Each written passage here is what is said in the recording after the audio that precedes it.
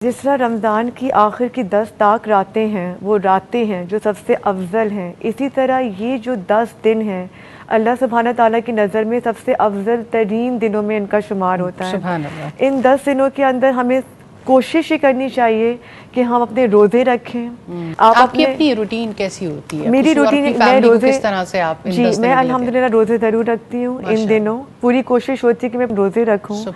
इसके अलावा चैरिटी जो हमारी ज़कात रह जाती है रमज़ानों में, मेरी ये कोशिश होती है कि इन दिनों में मैं निकालूं, क्योंकि अगर अल्लाह सुब्हानहू ताला ने ये अफजल तरीन दिन रखे हैं तो हम क्यों ना अपनी नेकियों को मैक्सिमाइज करें और उसका भरपूर फ़ायदा उठाएं। मतलब इंसान ये चाहता है कि मुझे जो है वो जिस तरह कम इन्वेस्टमेंट में ज़्यादा से ज़्यादा प्रॉफिट हो, तो ये 10 दिन भी उसी तरीके के हैं कि आप कम इन्वेस्टमेंट के अंदर आपको प्रॉफिट ज़्यादा होगा।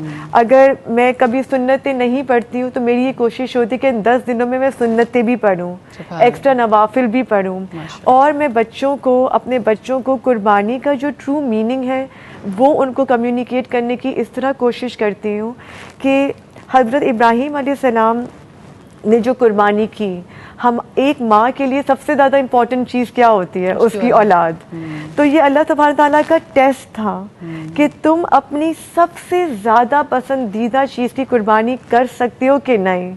और हम तो अपनी नींद की कुर्बानी नहीं दे सकते नमाज पढ़ने के लिए।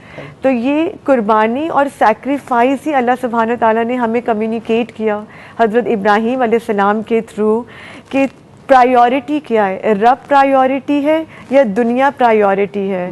तो आजमाइशों से तो गुजरना पड़ता है, जन्नत का रास्ता इतना आसान नहीं है। और जैसे हज़रत अली करम अलैहि ने कहा है ना कि इंसान जो है कि जो आखिरत है वो मेहनत से मिलती है और जो दुनिया है वो किस्मत से मिलती है। और इंसान सारी ज़िंदगी ऑपोजिट करता है।